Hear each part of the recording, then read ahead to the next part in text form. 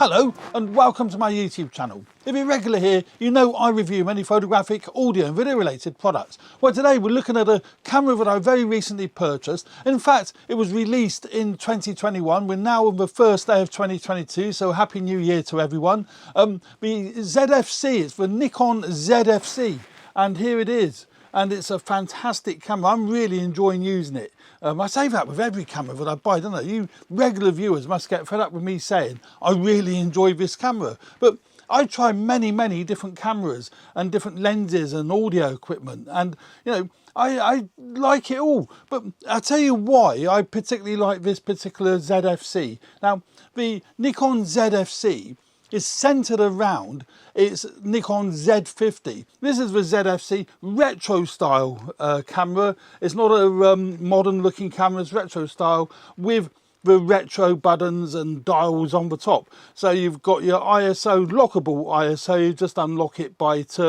holding the button in the middle there and turning the dial. So a lockable ISO dial. Same with the shutter speed dial. In fact, it isn't really lockable, only locks in one position. When you got it in the increment setting, the green setting, which means you can adjust the shutter speeds from the wheel on the back of the camera, it is lockable, don't move. But when you unlock that and you go into the normal shutter speed settings, it isn't lockable, so you can just turn that, and it's nice and free. You can turn that quite freely. I have it locked into the increment setting because I've got so used now to using these modern cameras with the dials on the front and the back. That's what I like to use. So, you know, when it's up to me, I can just turn the front dial and I can just turn the back dial. That's what I've got used to. But the great thing with this particular camera, and that's one of the reasons I like it, you can do either or. So if you're more of an old school and you do want to use the tactile dials on the top, you can adjust your shutter speed on the top there, your ISO there, and your aperture. Unfortunately, most Nikon lenses don't have an aperture ring on, so you have to control it from the front control wheel there. And it's also then got, which is quite bizarre really, it's got a PASM dial for your automatic settings. So you've got your programmed auto, full auto, program, then it goes shutter speed, aperture, and then manual on the top there. So you know, it's a bit bizarre. The reason why I say it's a bit bizarre, there has been a couple of YouTubers that have commented it can be quite confusing when you're taking photographs. Tony Northrup was one who actually was quite, you know, quite perturbed by it. And I can see why he was, because when I first started using it, I was confused because I was turning the shutter speed dial on the top to adjust my shutter speed, and nothing was happening. You know, absolutely nothing was happening whatsoever. And that's because you still have to set your right PASM dial, whether you're in aperture priority, shutter priority, because if you don't, certain dials won't work. Now, what I've done, I found a really good workaround to that. I found a workaround that works great for me. Now, it won't necessarily work for everyone, so I can't say that my workarounds are great for every, you know, scenario. Everyone works differently, don't they? All photographers work their cameras in different ways. But what I do, I've got mine set to manual, oddly enough. So I've got that set to manual, so I can select via these control wheels, not the dials on the top. So I've kind of ignored them. So I can set these control wheels, the shutter speed on the back here and the aperture wheel on the front there. I can set those to what I want. So as there is no image stabilization in the body of the camera, I usually set the shutter speed to around about 1/80th or 1/100th. Maybe obviously faster depending on what it is I'm photographing, but very rarely do I set it you know, any slower. And then I set the aperture to what I want. So if I want some depth of field, if I've got a nice 1.8 lens, I set it to 1.8, although you do have to get critical focus if you do that. But the crucial thing is, I leave the ISO to auto. And the great thing with this camera, unlike some, auto ISO still works in manual exposure. So the camera will still set you the correct exposure, because it will adjust the ISO according to what the camera thinks is needed to get the correct exposure. And I find that works great. I can work really fast with that then. I don't have to fiddle around with, you know, all the different settings. Because the nice thing with this, being that it is a retro style camera, you can take time over taking your photographs. You have to be a little bit more, it's not a point and shoot, you have to work at it, you know. But using it in manual, I don't have to worry too much about that, because I'm just letting the camera choose the correct ISO. Now, auto ISO, unfortunately, isn't on the ISO dial. That is a bit unfortunate. I wish it was, but it isn't. You have to go into the menu and select auto ISO via the menu, not via the dial. So it doesn't matter what position that is in when you've got it on auto ISO. That won't make any difference whatsoever. But it's also got exposure compensation. I forgot to mention that. It's got an exposure compensation dial on the top. Nice, easy to get to, and it's quite firm, so you're not going to accidentally knock it. Now, on the back, you've got your traditional, I'm not going to go through every connection here, but you've got your traditional dials here for display, for you've got a function button, I button here. That's basically a quick, if I show you, that enables you to get to certain informations quite quickly. Functions that you want to get to quickly, you can preset in here and then choose the ones you want, and it's all touchscreen, so you can actually touch it. Everything is touchscreen. It's a really, really nice touchscreen. And you know, really nice viewfinder. It's pretty much the same as the Z50. All the internals, most of the internals are the same as the Z50, but they've improved the autofocus algorithms on here. So it's got slightly better autofocus than what the Z50 has, and the face and eye detect is just a bit snappier and a bit faster than what the Z50 is. And also it's got face and eye detect in video, where the Z50 hasn't got that. Not that I understand anyway, I don't believe it's got it. Maybe there's been a firmware update that has included it, but it's included in here. And you know, the video quality from this camera, phenomenal. It's really, really nice. It has got a function button on the front here as well, so you can see there's a function button there. I've got that for, I think I've got that set up for yeah, I've got that for selecting my focus points. That's what I thought I had. So if you see that when I push that in, I can then select, using these front and rear dials, I can either select the focus area, or whether it be AFS, manual focus, or continuous focus, or whatever. Or you turn in the front dial, I can select, you know, whether I want it to be animal eye detect, human eye detect, area detect, or whatever it might be. And that's what I've got that set up for. And 3-inch tilty, not tilty, it's an articulating screen, and that's another difference between this and the Z50. So you've got your 3-inch articulating screen, which is fantastic. I say fantastic, it is fantastic, you know, great for vlogging. Whether I would ever use this as a vlogging camera, I don't know. I find it a bit, probably a bit heavy and a bit big for vlogging, but it's certainly capable of doing that. You can, you know, you certainly can hold it up for doing your vlogging, and that would be, you know, that would be fine and dandy, no problem at all. Now it has, it's got you know, quite a nice grip, but it's not the best of grips. Now I prefer the grip that the Z50 has, and also the Z5 has, and the other Nikon cameras have, and the Sony a6600, a nice wraparound grip. But because this camera is retro and it's designed around the original, years ago, the Nikon FM2, that came out, I think it was 1992, yeah, 1992 the FM2 came out, so that's many, many years ago. So it's not got the best of grips for gripping onto the camera, but I mean, that's fine, because you can buy extra grips. I did buy, I don't know where it is, here it is.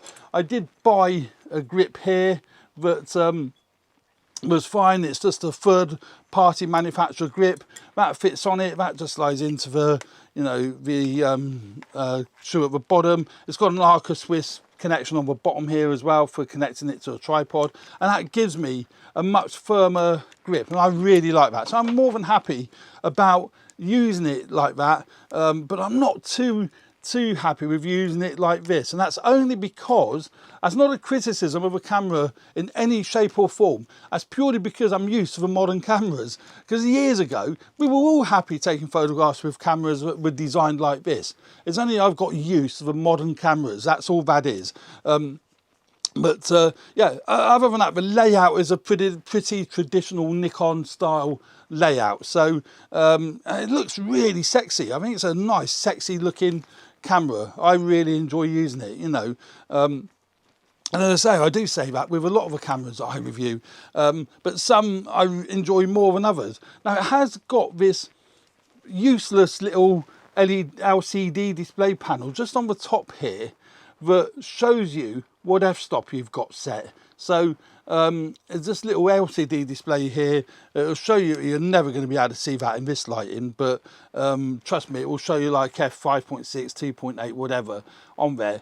With my poor eyesight, I've never ever looked at it. I look on the back of a screen, or I look in the viewfinder. I think that's a pointless little display there. I guess it's put there to mimic the counter. In the old days of film, you'd have a film counter there, so you know, I suppose that's to mimic that, just to make it look, you know, a bit more retro. Now, as well as taking great stills, there's a 20 megapixel sensor, same as in the Z50, but as well as taking great stills, just like the Z50, it takes great 4K video. Now, I've already done a couple of shoots in the studio here with it. It's brilliant. Obviously, it's an APS-C sensor, so it's a crop sensor when you put your lenses on. It will take the full frame Z mount lenses, and I think that's awesome as well. So we'll take the full frame, I mean, that's an APS-C sensor, but it will take the full frame lenses that Nikon make. This one isn't. This is the 16-50 kit lens, and I actually really like this lens. I'm going to go through some of the images in a moment, just so you can have a quick look at what I've taken with it. The autofocus is great in video, whether it be HD or 4K. It's got phase detect focus points on the sensor, and it's got face detect and eye detect in video. It's a great little camera, so not much weight to it. It's certainly a lot lighter than the original FM2, but it's just sexy looking. And this lens, although it is plastic, and you know, the image quality from it is great. It's a 16-50 kit lens. The aperture range is poor, but then you expect that with these kit lenses. I mean, it's 4.5 to 6.3. I put in the video what it actually is, so not great in low light, but you know. And I don't like the fact that all these manufacturers are having, I called it an on-off switch. You've effectively got to turn the dial around to get it to work, you know. That annoys the hell out of me, but hey ho, you know, it is what it is. You know, that is it. So that's basically an introduction to what I think of the handling of the ZFC. I really do like it, particularly with the grip. I'm not keen on it without the grip, although it is usable without the grip, but I prefer it with the grip. On the side, you have got your HDMI ports, you've got your microphone jack and what have you, but that's all inside there. So you've got HDMI out, microphone in, has got no headphone jack.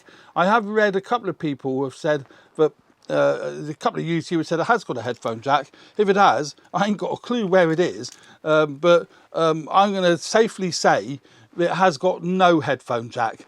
It's got a USB-C port. Now this is really good because it's got power delivery, so as well as charging. Now power delivery is very, very useful, certainly for me here in the studio, because when I've got it rigged into, say, my Atomos X-Cast, which I'm using now, or my Blackmagic, well, I've got over there, my Blackmagic K10 Mini Pro, I've set this to not turn off. So with using power delivery via a USB block, it'll just keep on running, and that is awesome. It has got a 30-minute record limit on video when you're filming internally to the SD card, but I don't do that generally now. I feed it into my Atomos recorder, so or I feed it into me Blackmagic A10 Mini Pro. But the fact that I can provide power via a USB block is great, so I'm not going to run out of battery effectively.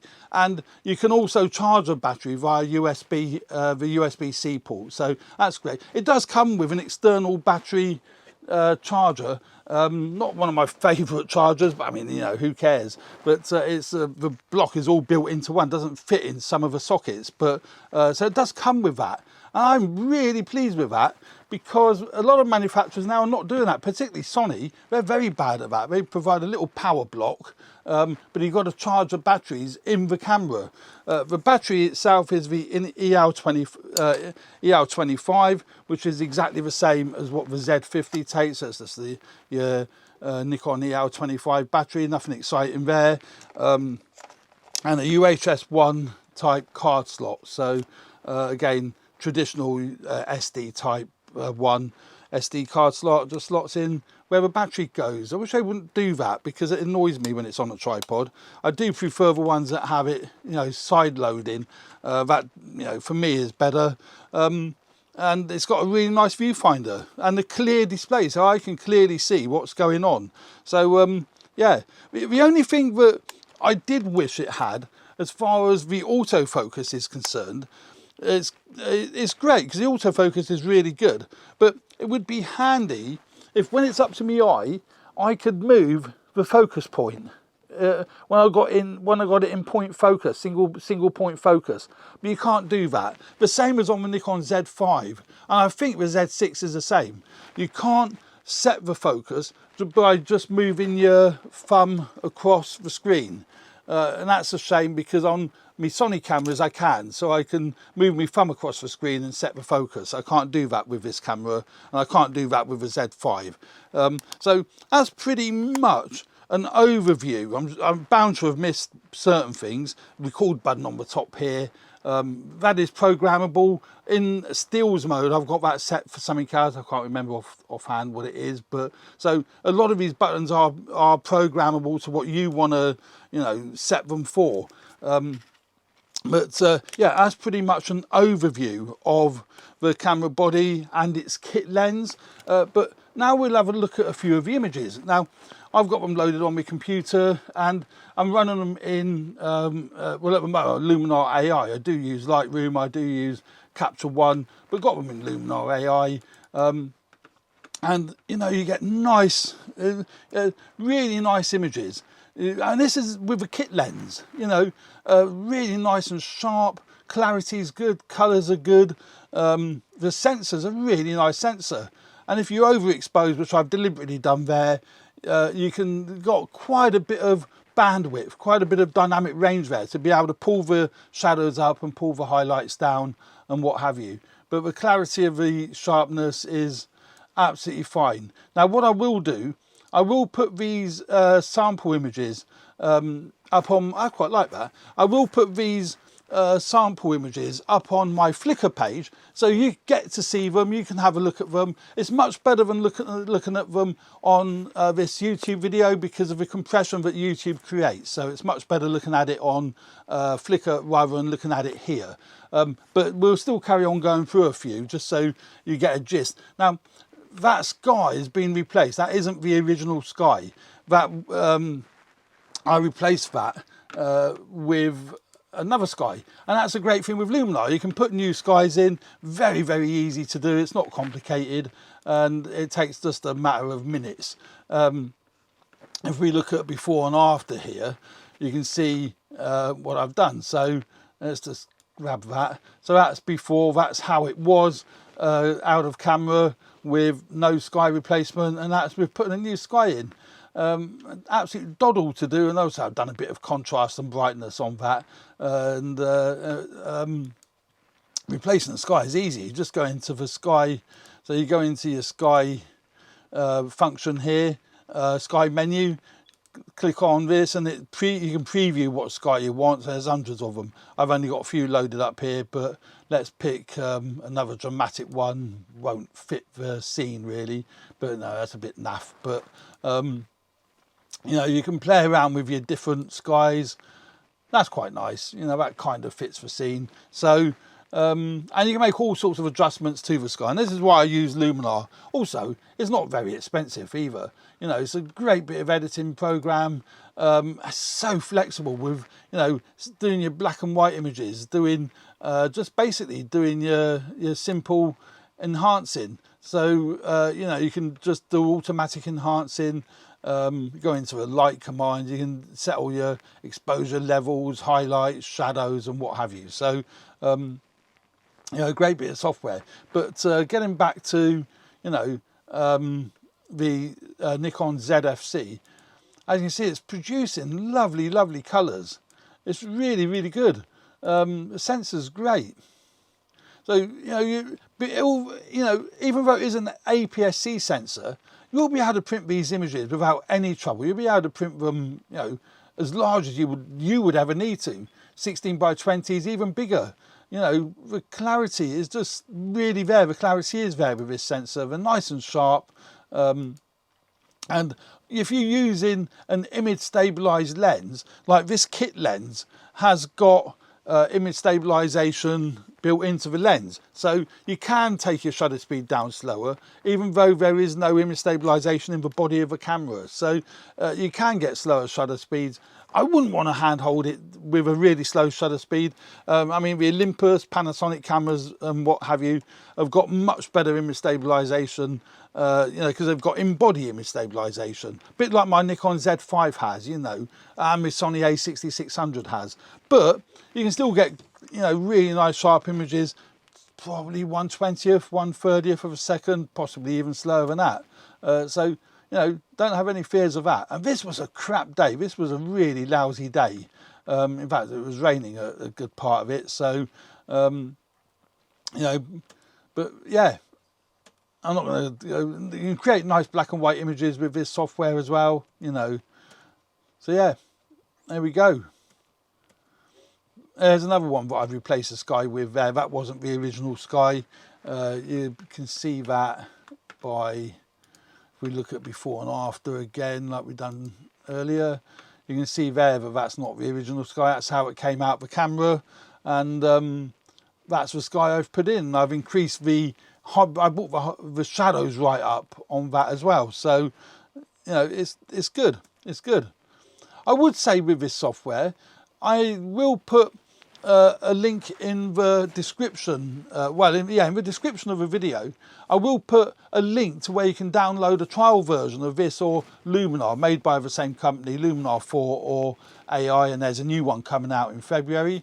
But download the trial versions, have a play with it. It don't cost you anything, and you may well enjoy it. And if you do, and you do want to buy it, use the code AVP to get $10 off your purchase price. That helps me as well, but it's more importantly, you're saving money and you're getting a great bit of software. I can really highly recommend it. It's a great bit of software. So much fun to play with your different images, you know. Great software, great camera, great lens combination, great camera and lens combination, very retro if you enjoy your retro look, but very functional. As I use it in manual mode, as I said earlier, and I find that so much more functional, leaving the ISO and auto and using the camera in manual, but it has got the PASM dial on the top there, which is a bit confusing at first until you get the hang of the camera. It takes a little while to get used to that, but once you got used to that, no problem at all. Works great, and you know, you'll get some wicked images from it. So there we go. I hope you found that introduction to the Nikon Z5 useful. Please subscribe to my channel if you haven't already done so. Hit the like button if you do like the content of my videos. That really does help me grow the channel, and I really appreciate that. That is fantastic. So stay tuned for more videos relating to video and photography, more about the Nikon cameras, the lenses. I have got a video coming up about the Nikon Z mount 40mm lens. That is going to be really crucial for me. I have got it, I've done some photographs, so I'm going to do a quick video about that as well. So thanks very much for watching, and enjoy the channel. Cheers for now, bye.